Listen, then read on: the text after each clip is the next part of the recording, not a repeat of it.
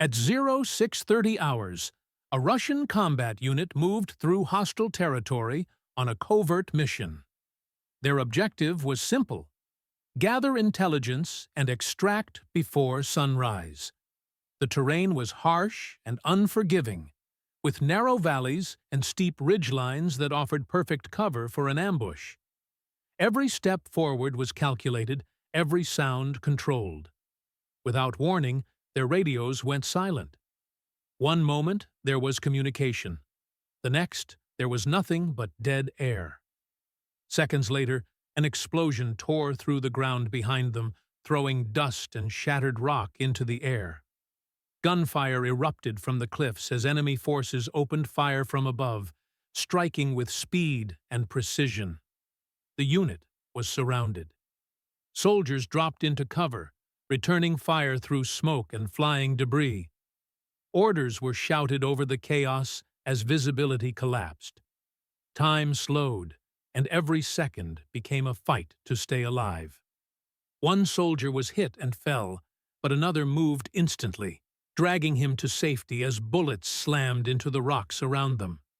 There was no panic, only discipline, only training, only survival. The pressure mounted. Ammunition ran low. The enemy tightened their grip from the high ground.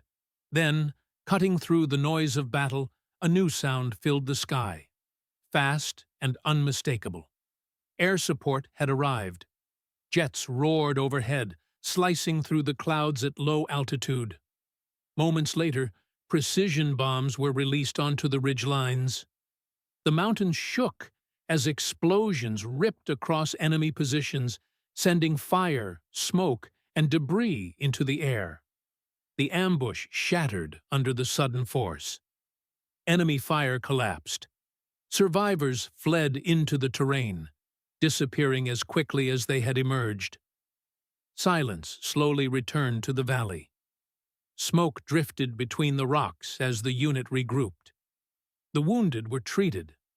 Weapons were checked. Extraction was ordered immediately. The mission was no longer possible, but the unit had endured. In war, victory is not always about completing the objective.